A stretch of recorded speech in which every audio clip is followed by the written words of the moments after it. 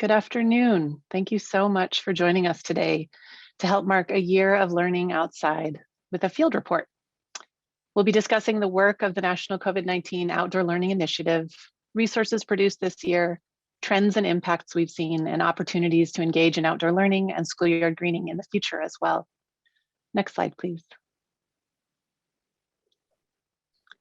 As we get started today together, I'd like to offer a brief land acknowledgement by surfacing that this virtual meeting is taking place throughout the unceded territory of what is known as the United States, home to hundreds of tribal nations. We acknowledge and honor the original inhabitants of our various regions. I'm currently talking to you from my home in Northern California, which is on the traditional unceded territory of the Coast Miwok people. As this outdoor learning initiative is all about place, it is certainly our responsibility to be mindful of our relationship to the places where we rest our heads each night and uplift the movement each day. Next slide, please, Karen. And it's with that mindfulness that 5 of us started this feverish brainstorm on April 16th of 2020 on a Google Meet call, not Zoom. The conversation was filled with devastation, determination, and the radical confidence that fueled our work into the wee hours of more nights than I can count. We imagined that our simple idea to safely and equitably return more students to in-person learning outside might allow for students to safely return to school, families to return to work, and for the disproportionate impact of the pandemic on BIPOC communities to be softened even just a bit. Little did we know what the universe had in store for the year ahead. Today, we want to acknowledge the loss, the fear, the rage, and the courage of our communities. And to thank you all for holding this work in context in an often unspeakably difficult time. Some of those bright lights who have stewarded land, resources, and the pursuit of justice through their work in outdoor learning and beyond will be presenting today. I'll pass it off to my dear colleague and mentor, Karen Cow from 10 Strands. Thank you, Vanessa. Looks like it's supposed to be Craig next, but Craig, our colleague at the Lawrence Hall, was called to jury duty today. And so I'm going to cover the slides that Craig would have covered. So I just want to credit Craig for creating these slides. And I'll let you know in advance that this is not the most uplifting part of the presentation, but we will definitely get to that as we go through the presentation.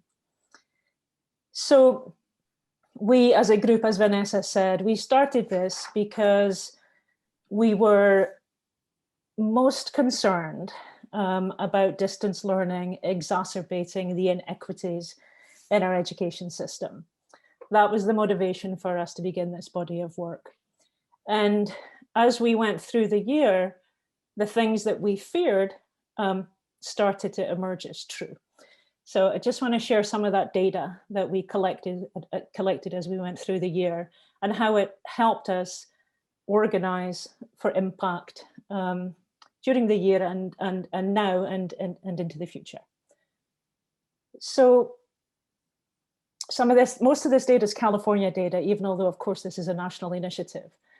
California has 6.2 million students in our public school system. And despite a lot of effort to try to change these differences we're sharing here, by the fall of 2020, 1.8 million of those students, or about 30%, still did not have access to high-speed internet. 25% of those students that did not have access were Black students, and 33% were Latinx or Native American. About 700,000 students had no access to a device, or 10% of all Black, Indigenous, and people of color. So faced with that, it just reinforced our ideas around outdoor learning being a solution to some of the issues that we were looking at. Also, we noticed as we were starting to look at some of the educational data that when we're looking at something like learning loss, most students were experiencing it, but students of color were faring far worse. So if you look at this graph and you look at the 100 marker on the graph, it shows that the 100 marker is basically what the data looked like on average for the 3 years prior to the pandemic.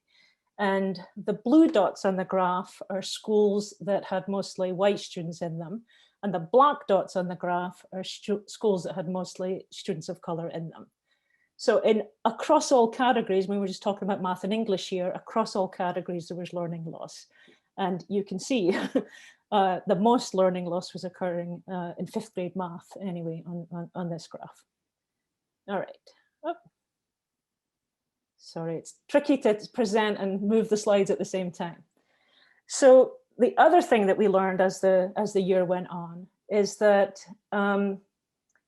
Black and Hispanic students were most often found in remote learning settings, with as much as a 20% differential compared to their white counterparts. So that was the math and English story. And we did learn that mostly what was being taught in distance learning settings was math and English. But what about science? Since what we were experiencing, certainly with the pandemic, is a science-based phenomena.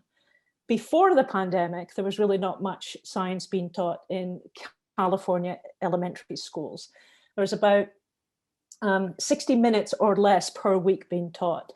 During that pandemic, in a West Ed study that was conducted at the end of 2020, 80% of teachers were said that their students were learning less science than before the pandemic.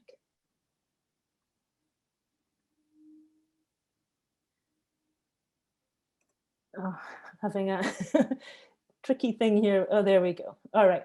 So that's the sort of story on the formal side of education.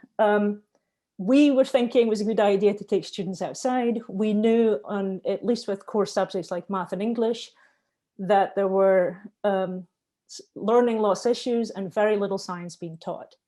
On the other side of the equation, there's a lot of there's expertise in California in working with students outside. So what was happening in that community? So our colleagues at the Lawrence Hall of Science conducted a study about a year ago, and looking at the effects of the pandemic on the non-formal environmental education community. And what did they learn? They learned that about 11 million students, this is nationwide data now, 11 million students were missing out on opportunities, and that 60% of those students were from low income and communities of color.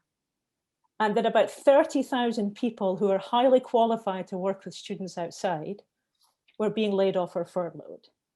And that about 20% of the organizations in this sector were, only about 27% were likely to come back to full capacity. So we were thinking, how do you marry the idea of wanting to see more students outside with the idea of tapping into this expertise?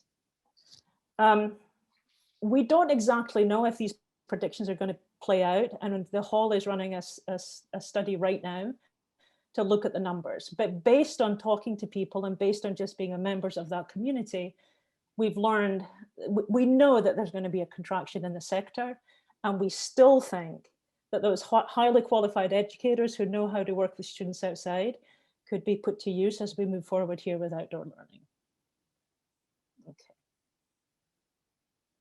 So the benefits of outdoor learning, Sharon's going to get into these more deeply, so I'm not going to cover them right now, but the benefits of outdoor learning are clear, not just with respect to immediate health issues as it relates to the pandemic, but obviously as it also relates to the social emotional impact on students. And we know spending time in nature heals trauma. And if we've been through anything through the pandemic, we've certainly been through a traumatic experience. And we also know, based on the work of many people, including our colleagues, Nicole Ardwan and Alison Bowers at Stanford, that decades of study show that exposure to nature is vital to physical and psychological well-being, intellectual and social development.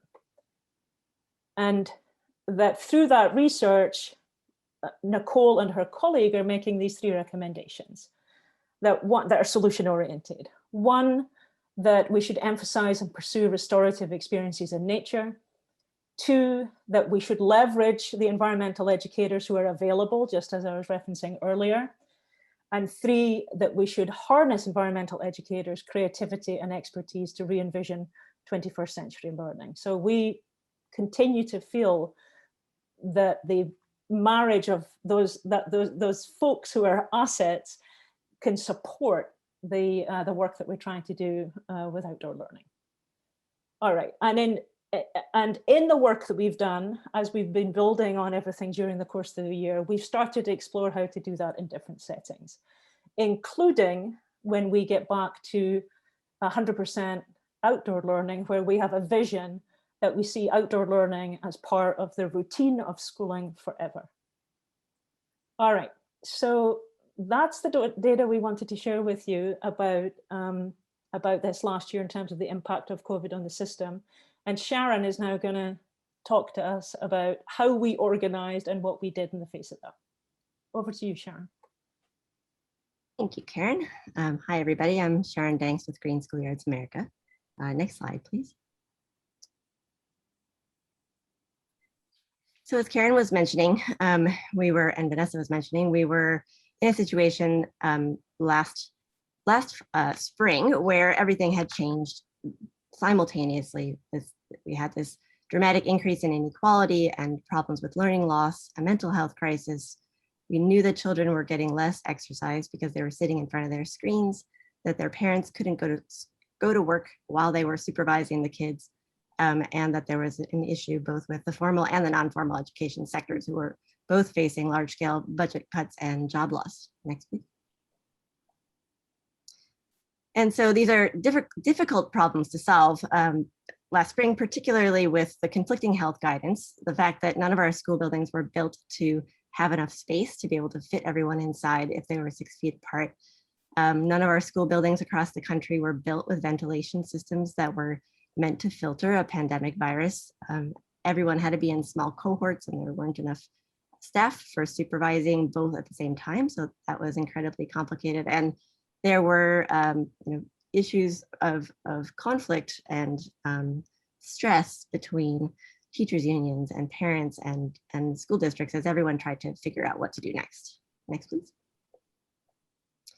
But we also knew that there was historic precedent 100 years ago for during the flu pandemic around 1919, where schools around the world went outside and just simply picked up their desks and chairs and moved outside. Next. And so we were trying to think about how not to overthink it and to look at the benefits that fresh air provides to reduce virus transmission, the increased space that you have outside to spread out, the fact that outdoor classrooms can be right next to the resources that classes are studying, and the health benefits that Karen was mentioning of access to nature has been shown to improve mental health and reduce stress and restore kids' ability to pay attention. Next. And so we founded the National COVID-19 Outdoor Learning Initiative with the Green Schoolyards America, the Lawrence Hall of Science, San Mateo County Office of Education, and 10 Strands, with the goal of trying to help schools and districts return to their in-person learning to address these problems caused by the pandemic. Next. And so we set out with a mission and a vision to support schools and districts around the country in their efforts to reopen using outdoor spaces as strategic and cost-effective solutions to increasing the capacity with the physical distancing measures in place and providing access to abundant fresh air. Our overall goals were to improve outcomes for learning, mental and physical health, and happiness. Next.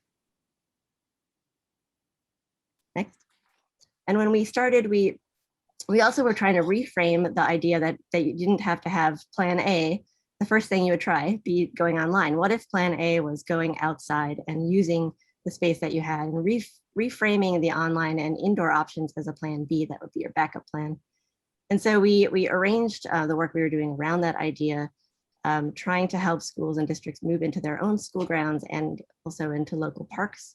And using low-cost materials to help them do that, and investing where possible in long-term items that they could use outside beyond the pandemic, and thinking too about the practicalities of local weather and climate. Next. And through this, we also placed equity at the center of the initiative. We were very concerned, as Karen was mentioning, about statistics that and our understanding that large percents of the population were not being served at all by online learning. And so the whole initiative is centered around getting people back to campus where they can access the resources they need and have adults right there to help students with their work. And including the community in the decision-making process was key, as is considering clothing a piece of outdoor infrastructure for outdoor learning. Since not everyone has the same clothes at home, we wanted everyone to be equally warm and dry when they were learning outside. Next. And so we saw this as a flexible solution, useful at any scale, that was suitable for classes as well as PE and recess and lunch and other times when you have your masks off. Library class, art class, music class, before and after school programs. Next. And so to approach this problem, we decided to create a modest, the initial goal was a modest how-to manual. And we pulled together and invited professionals from around the country to collaborate with us. There were 1,000 people who came to our kickoff webinar and signed up for that on June 4th last year. And from that group, we put out a call to join us in thinking about how to make this how-to manual. And we divided our work up into about 10 different areas. About 250 people came forward and volunteered for those groups, which was amazing. And each group wrote materials that were in their own area of expertise. And so we had, for example, landscape architects writing outdoor infrastructure materials, educators working in the education group, doctors working in the health group, and so on. Next.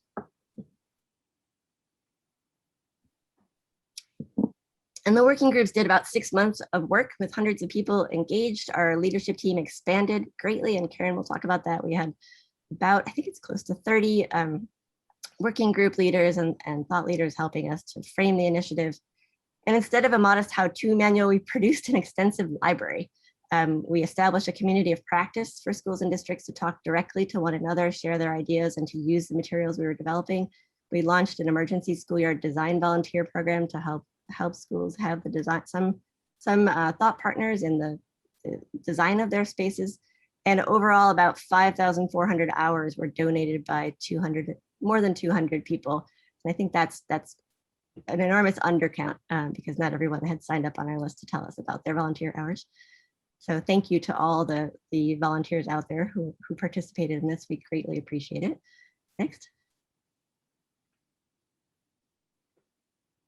And so I would say overall, looking at the initiative, that we think that this is a 30-year-old movement to take learning outside into green school grounds. And it was starting to approach a tipping point where whole districts were going toward this direction before the pandemic. But I think that we hit that tipping point this year. And it appears, from what I can tell, that we have about 10 times the interest across the country in this type of work than we did pre-pandemic, which is absolutely amazing. And this growth, I'd say, is visible in the national news coverage we saw as a result of these efforts, the levels of participation in our national initiative, and the website traffic to look through the materials that we produce. So I'll just go through that in a little bit more detail now. Next. We astoundingly had this initiative appeared in the national media 1,100 times this year, which is just mind-blowing, with 110 unique articles and in 815 separate media outlets that were run in 48 states and the District of Columbia. It's just incredible. Next.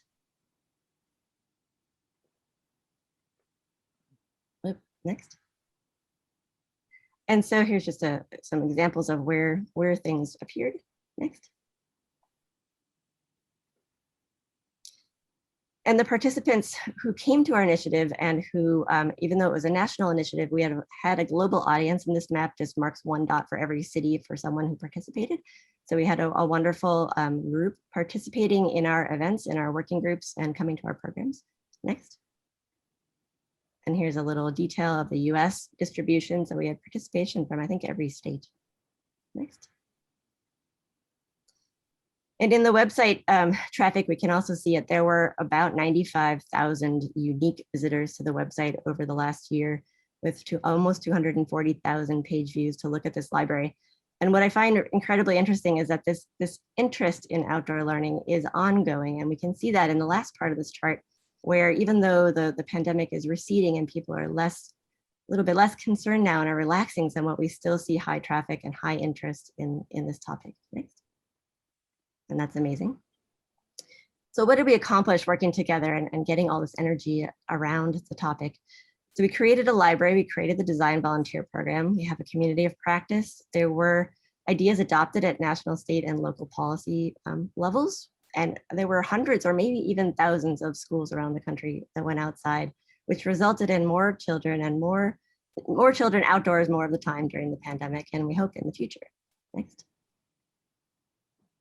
And so we'll talk more about our online library in a few minutes, but I just wanted you to know that there are 6 main chapters. They have resources grouped by topic. They offer practical resources and tips, strategies for taking school outside during the pandemic and beyond. And we have a substantial body of resources online now. More will be added in the future. And it's filled with photographs and examples that you can really bring these ideas to life. Next. There are about 140 resources, 50 more are coming, and about 16 videos. Next. The Emergency Schoolyard Design Volunteer Program was matching design professionals with schools who wanted some help figuring out where to put their classes outside. It was founded by our colleague Claire Latine, and it had 12 regional leaders running this program from July to May. Next.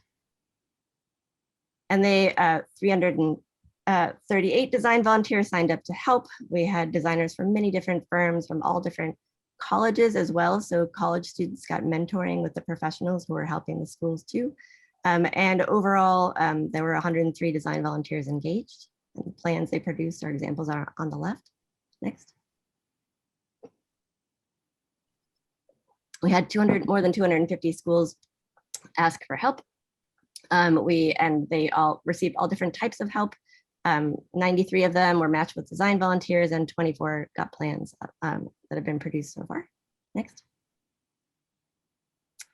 And in our community of practice, which met every Tuesday over the summer and then every other Tuesday since the fall, it is a forum for school and district administrators and their colleagues to come and talk to one another. It's open to anyone who's interested. We generally have a presentation that begins the session, and then it's networking and time to talk with colleagues. We're having our 28th meeting next Tuesday. You're definitely welcome to come anytime, and it's every other week. Next.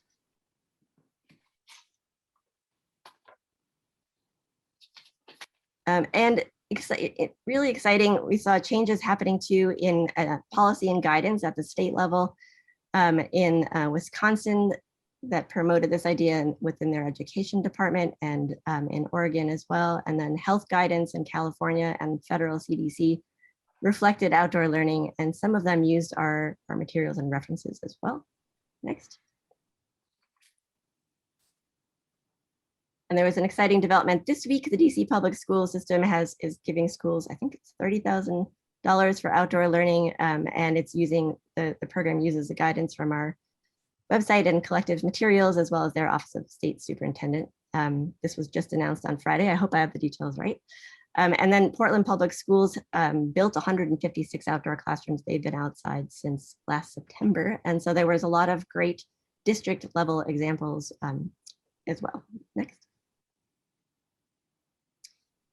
And so what we saw were that it was easier for smaller institutions, individual schools, like a private school, to move forward more quickly than the bigger ones, but the districts are now engaged too. And so here's some quick examples. We'll just flip through these slides.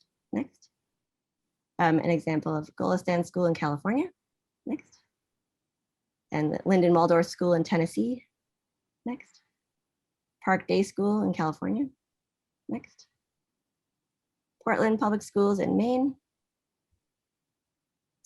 Berkeley Unified School District in California with these beautiful handmade desks made by their facilities department on the left. Next. San Mateo County Office of Education is helping districts throughout their county, and Los Angeles Unified School District is bringing outdoor learning to their schools with a van. Next. and then outdoor learning around the country in Virginia and Texas and Colorado and Washington, shown here. So I think we accomplished the things I just mentioned, but we also built a collaborative community of volunteers and supporters, which was really gratifying. And it was an incredible collection of wonderful people that that welcomed an interdisciplinary dialogue and collaboration. And we also often heard from participants how this feeling of camaraderie and solidarity and support was very helpful for themselves in this time of crisis. And so it was a positive and hopeful place to be together over the last year. Next. All right. Pass it back to Karen. Thank you, Sharon. This is the day that my laptop has chosen to have issues, but hopefully the little bit of stickiness here is okay with everyone as we advance the slides. So I just want to take a minute to pause really and thank everybody involved in the initiative.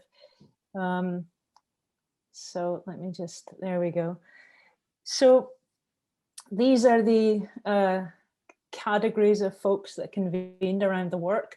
And I just want to pause and thank everybody and as we go through this.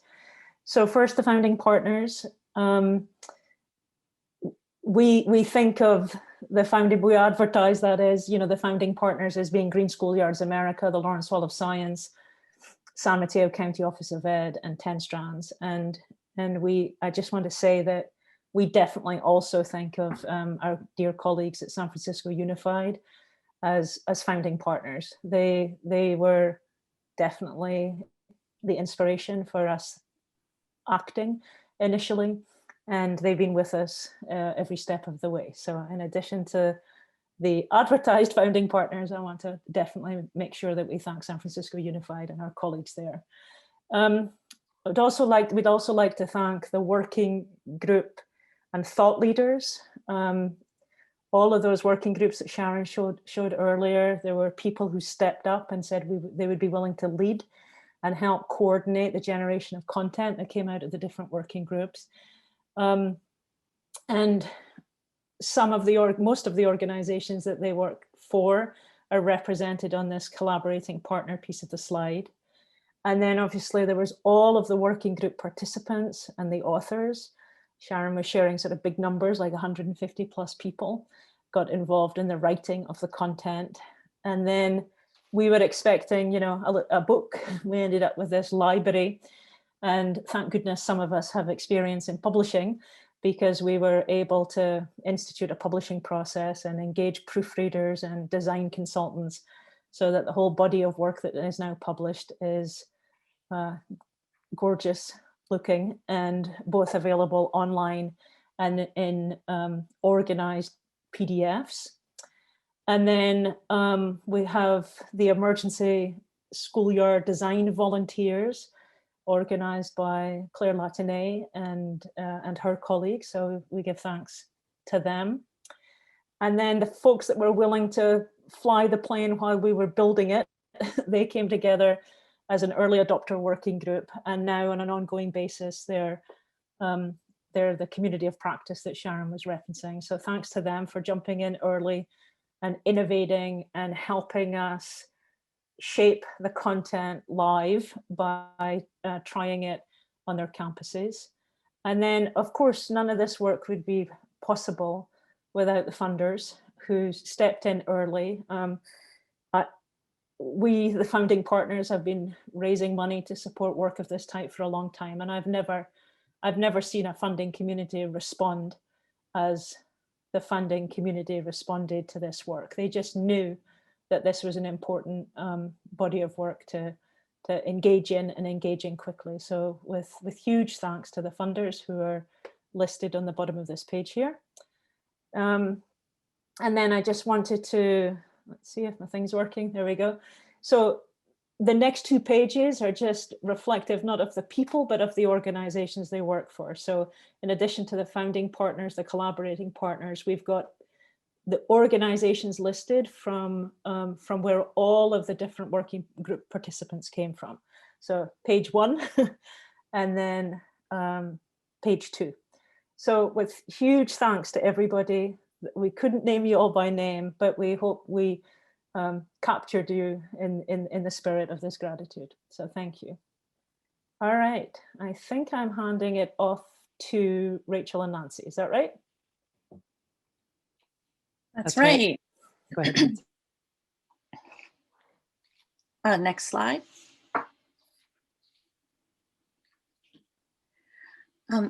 Hi, I'm Nancy Strunisty from Green Schoolyards America, and I'm going to give you a quick tour of two of the chapters. The first one is creating outdoor spaces.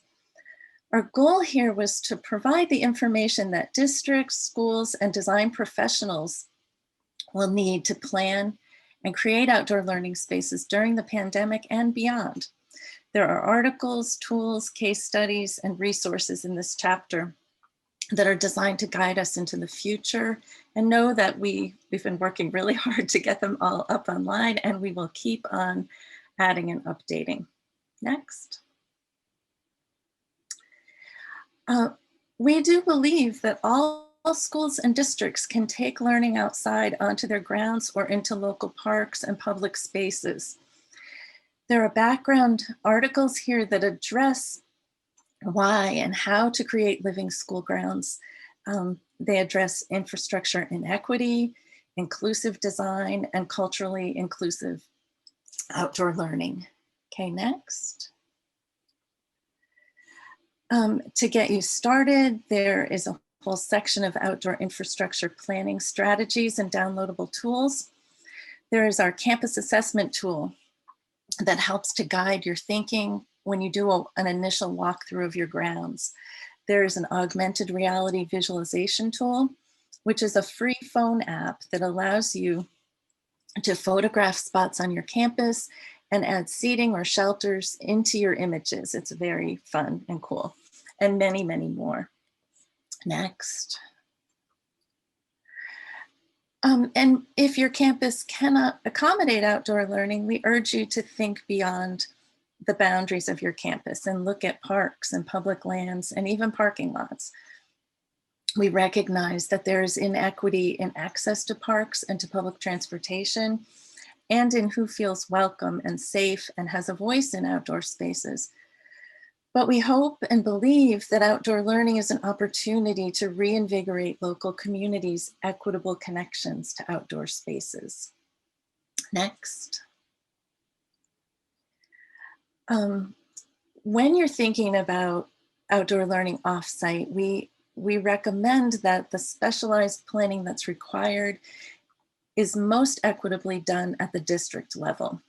The resources in this section address a whole range of issues, how to assess potential sites, how to be prepared for an emergency, what to bring with you when you're doing outdoor learning off-site, things like creating MOUs between school districts and park departments, how to plan transportation, and much more.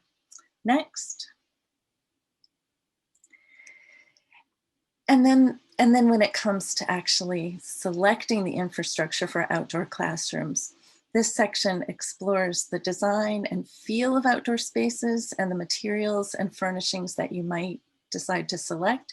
We have articles on seating and work surfaces, shade and shelter, supplies and storage, making paved spaces comfortable, and a whole section on school gardens. Next. I'm going to go through a little bit of the shade and shelter resource just to give you an idea of what's included within each of these documents. There's a rationale for why you would want to invest in shade and shelter on your campus. And for each of the documents in this section, we have suggestions at multiple investment levels. What you can do if it needs to be free or really low cost using what you have, what you can do if you have the ability to make a more moderate investment, or if you're thinking about long-term outdoor spaces and you're ready to make a higher investment, we have suggestions for that too. Next. So in this document, for example, we look at different types of shelters, how they can withstand wind and snow, anchoring options, how to think about where to locate and how far apart they need to be, thinking about access to bathrooms and supplies and issues like the views and noise, managing noise and airflow, and then thinking about if you need to permit these structures and what the considerations are. Next. There is a section on weather, which is always everyone's first question about outdoor learning. There are 3 documents in this section. One is just a big general overview that covers lots of issues. And then 2 take a deeper dive into how to deal with hot weather and cold weather. We believe that outdoor learning can happen in all climates and across a very wide range of temperatures and conditions, as demonstrated by many of our early adopters last year. These documents include tips and strategies for keeping everyone comfortable, and those come from experienced outdoor educators. There's a lot of information about clothing, how to make sure that it's distributed equitably and that what you choose is weather appropriate. There's lots of information about infrastructure and coping with weather and teaching techniques and mindset. Next. We have a whole section with plant lists from each region of the US. Some of them aren't complete yet, but a lot of them are. And every one includes plants that are child-friendly, that provide play value and teaching opportunities, plants that are durable under all those little feet, plants that are well adapted to the climate region, and mostly plants that are native. Next. And then there's a section on managing outdoor spaces, and that covers both pandemic-related issues and some things that are relevant to outdoor learning at any time. These include articles on addressing sound and noise, managing pests, reducing allergens, and many, many more. Next.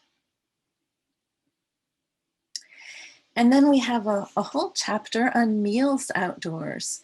We saw that many schools tried outdoor dining during the pandemic, and most of them loved it. And what we're hearing is that they want to continue outdoor dining into the future.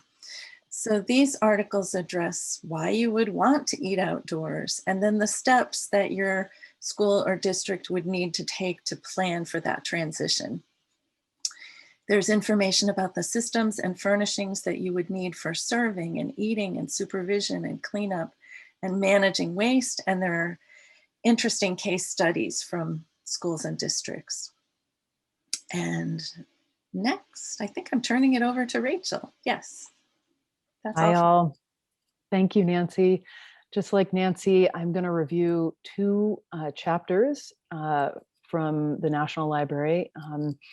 And the first one is Education Outdoors. And this chapter's goal is really to go, as Nancy just was in, creating the outdoor space to actually taking instruction outside. And this chapter represents 2 bodies of work, really. One major body of work from the working group on teaching and learning, as well as some materials that were developed later by the Lawrence Hall of Science. But the working group participants were a large group of folks, of educators from around the country, and we're so grateful for all they contributed. The areas that this chapter explores are around staffing and scheduling and the actual instruction. So I'll go into that a little bit. Next slide, Karen. So the first area that the Education Outdoors chapter looks at is around staffing. And so how do you actually solve the staffing issue, especially if you have a school that's been cohorted? So inevitably, there may not have been enough credentialed teachers to split classes. And so how did you solve that problem? Or, how can we help you solve that problem by understanding how to collaborate with community-based partners, nonprofit environmental education centers, and nature centers, et cetera. So there are resources here that help you understand what to consider around staffing first, and then how to actually harness community-based partners to help you do that. There's also an example MOU that has been in the field and has been used, and to help a district connect with a community-based partner and establish that relationship. And there's also some staffing vignettes here, some great stories from around the country of different districts and schools using community-based partners to support their work. Next. The next area that the Education Outdoors chapter looks at is scheduling. So inevitably, the pandemic created large issues and challenges around scheduling.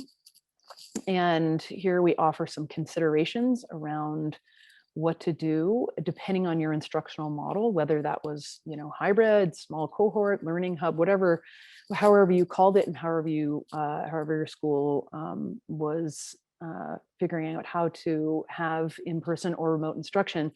There are some considerations. And so we have some articles here that help schools think about that. We also have a space, an actual outdoor space, you can use it for indoor spaces too, scheduling tool, which is a great template that folks can use. And then we have schedule examples. So depending on what, again, your school decided to do, whether it was a hybrid model, whether it was small cohorts, et cetera, we have 5 different schedule examples. They're not all shown here, but they go into detail about how to integrate outdoor learning into your schedule. Next. The other big area in Education Outdoors chapter is teaching and learning. So this is really geared generally towards teachers and educators who may need a refresher or want to understand, how do you take students outdoors? What does outdoor classroom management look like? There are some tips for creating a positive experience outdoors, because this can, depending on your teachers or students, your population, they may not have had great or extensive experience in the outdoors, and it's important to understand that. How do you take curriculum outside, and then some actual instructional material supports for outdoor science learning in particular. These resources, the instructional material supports, were created by the Lawrence Hall of Science and go into depth around science learning outside and provide some great activities. Next. I'll do a quick highlight here of one of the teaching and learning resources. This one is for tips for creating positive outdoor experiences for students. And Karen, next slide. So this is an example resource. So a teacher, an educator might look at this and say, okay, this is a really good overview of what mindset I might need to have, or my staff might need to have before we're taking students outside, recognizing my own mindset before. As an educator, I take students outside. How do you prepare students before going outside? Key recommendations, et cetera. So some really great tried and true recommendations in this resource. Next. We also have some materials here around professional learning. So what does outdoor learning what does outdoor professional learning need to look like or include? What does it need to have to be high quality? And we also have some instructional plans that actually go into detail, kind of from soup to nuts, from management, scheduling, recommendations, all based on your school's particular instructional model. Again, whether it's a small group or hybrid model, there are full instructional plans here, example instructional plans. We also have some professional learning highlights here from organizations that are leaders in this field to give examples of how you might integrate professional learning into your school. Next. And we have a whole section here, as Nancy mentioned, this is cross-listed as well in the Creating Outdoor Spaces page, a section on school gardens, from how to, getting started to actual getting into the nitty-gritty of soil building. Next. The second chapter I'm going to review here is around health guidance. And this chapter is focused specifically on mental and physical health research and the rationale for using outdoor spaces to address the pandemic. And this has been mentioned in this webinar already. And I think many of us know the benefits, but it's important to make sure we have them cataloged here. This resource, all these resources were created by doctors and professionals with expertise in public health, many of whom are actually national touchstones on this subject throughout the pandemic, or have been national touchstones on this throughout the pandemic. And so these are great and very reliable sources of information that you can turn to if you need rationale and support in your district's work to bring students outside, not only during a pandemic, but beyond, because there are many benefits that have been cataloged. Next. Just to end, I will share this is an example of one of these resources here around mental health benefits, and it shares, what are the key findings around taking students outside, and each section, each one of these also lists references. So clearly, you can see what the benefits are around bringing students outside and their mental health, and then also where does this research come from. So super important resource, and one that is really has been useful and will continue to be useful, I hope, for schools and districts looking to take their learning outside. And now I think I will turn it over to, I think, Andra for funding. Yeah, thank you, Rachel. So we're making a transition here, as you can tell, from just doing a field report of what has happened to like, here are the tools that can carry you forward into the future. So I want to just share a couple more tools that are relevant to the field report that we've been giving, but also things that will take you moving forward. So next. So I think most people are pretty familiar with the one-time COVID-19 recovery funds that people have seen. And we're super grateful to Mary Filardo at the Century School Fund and National Council on School Facilities for putting together this nice visual here in this table, where you can see there's a bunch of different sources of funding, and there's a lot of money out there. We've been working to connect that funding to the concept of Build Back Better, because that's where the funds come. So next slide, I'll describe what Build Back Better is all about.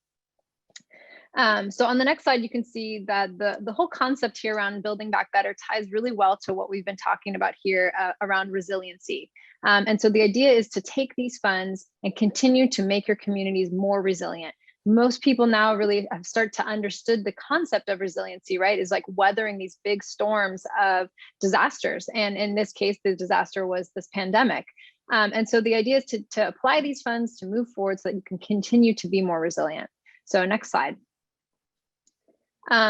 There's a lot of different principles out there that have been put together by a number of different organizations. So you can see some principles that were put together by BASIC and the National Council on School Facilities, where they call out specifically some of the principles that we've been talking about this whole time. So equity, local needs, also being flexible, fiscal responsibility. But you can see here too, right in the middle, this idea of environmental and sustainability, which connects so well to this concept of outdoor learning. So next slide.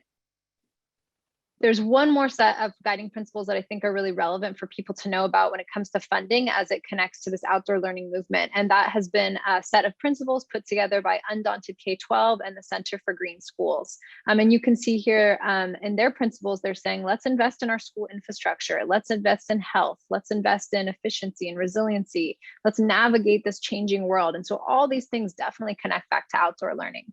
Next slide. So let's get a little bit more specific on how these connect back to outdoor learning. So you can take that funding and you can apply it to things like infrastructure, which you've got that toolkit now that Nancy explained about where you can find more things about infrastructure. You can also connect it to professional development, because as we saw from some of the tools that were shared before, teachers do need some support and some training for this.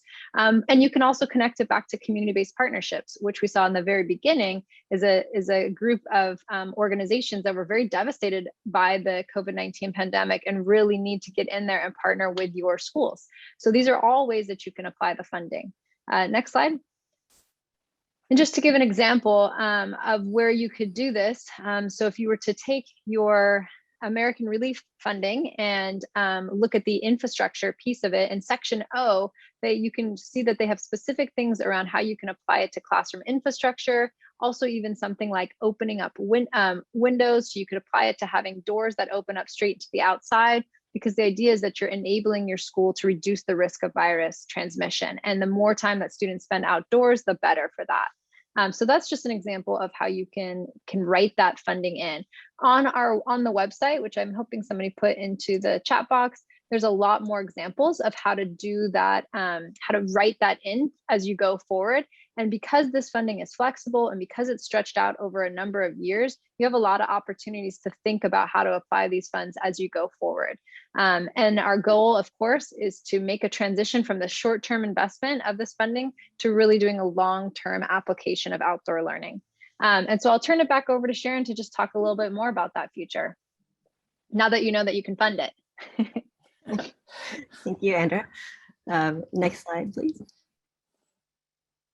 So we thought we would just close with a couple of trends that we have observed, that many of which we will see moving into the future. Like this one, I think, with this year has been an increased across the country in every context, an increased focus on the restorative value of being outside in nature, whether families were taking their kids to the park or schools were going to the park. So we just recognize that trend, and we think it's very compatible with and positive for schools, and are excited to see that rolling out across the country. Next. We see right now too that the focus is shifting in schools that we're talking with. The kind of pandemic triage mode that we saw last year of trying to do everything quickly and inexpensively and get outside now has shifted into a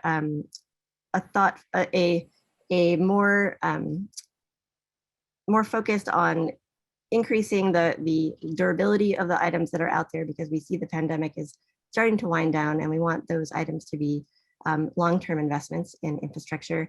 And we also see a trend toward increasing the kind of the comfort and happiness while we are outside at schools, to be able to, for schools to be able to continue to support their mental health and resilience programs.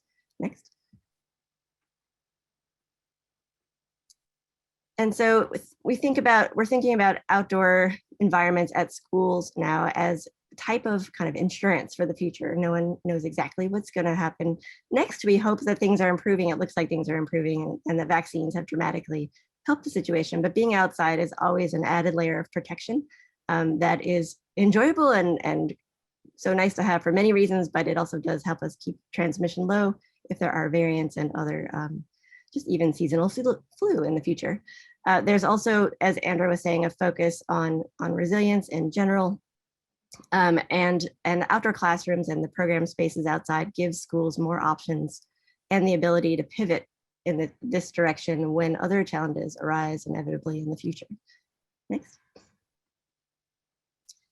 We also have seen that happiness is a priority, and it's really necessary to focus on positive mental health and things that support it. We know that students will be returning to school in the fall carrying a pretty heavy mental health burden from the past year, and being outside will continue to be restorative for them in the year to come. This is centrally important both now and in the future. Next. And as Andrew was also saying, we're returning to our more long-term work too about the ecological health and value of the land that kids go to school on, and are looking toward a future vision of having park-like living schoolyards on all school grounds for outdoor learning and play and community engagement. And we encourage schools to look to a future that has a multifaceted, kind of ecologically rich environment right outside your classroom door, and one that's integrated with climate resilience values and solutions and ways to shade children and protect them from climate change. Next. And so a few next steps to announce for our program. We are going to be taking the COVID-19 word out of our title and calling ourselves the National Outdoor Learning Initiative in the future. We see this as a long-term project. And so the new name reflects the longer term work. The library will continue to be a living collection of materials. We do have a big body of work up there now. We will add to it over time. Our design volunteer program will transition to having a community of practice that will include a public lecture series and networking forum on design. And our community of practice that we have on Tuesdays will continue, and we'll be hoping to provide more technical support for school district scale outdoor learning and green schoolyard programs in the future. Next. All right. Now, Karen. Thank you, Sharon, and thank you to everybody who's presented today and to all of you who presented, for all of your hard work over the last year. You've done, it's just been incredible partnering with you, so thank you. So next steps for everybody on the call. We were hoping to have a survey ready for you, but we will have one shortly. So we will be issuing a survey in the next couple of days here that we'll send out to everybody, everybody on the call, and then everybody that's generally on our mailing list, so that you can tell us more about what you did this year. That would be, or last year anyway, and what your plans are for the future. And we, so first the survey, and then we spent some time today giving you a glimpse at the library, and now it's organized and the table of contents is built. We hope it's entirely accessible to you, and so we hope that you'll use it. And we hope that if you do use it, you'll share your stories with us so that we can keep amplifying, connecting the dots to amplify our collective effort here. So thank you for contributing to the library and then encouraging others to use it. And we look forward to being in touch with you about that. And as Sharon and some others have said during the call, we do have this community of practice. If you want to take a quick screenshot of that, I'll speak slowly. And we would love to see you there. That's every other Tuesday from 11 o'clock to noon Pacific time. There's a little bit.ly link there so you can join us. It's also probably being put into the chat by somebody right now, and it's also on the website.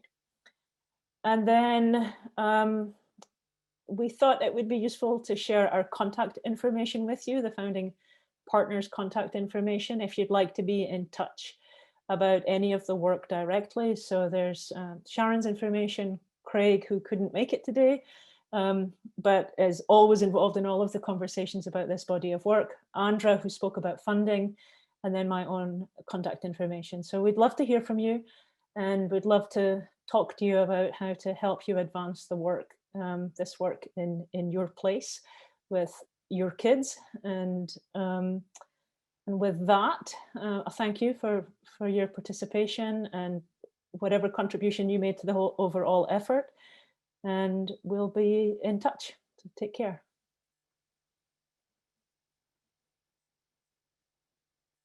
Sharon, over to you to finish up. I thought that was a lovely way to end. Thank you for that, Karen, and thank you everyone for speaking today. And thank you again, everyone in the audience who volunteered with us, came to events, participated, and are carrying this work forward in your own schools. It's amazing, and we look forward to being in touch with you in the future. Stay in touch. See you soon.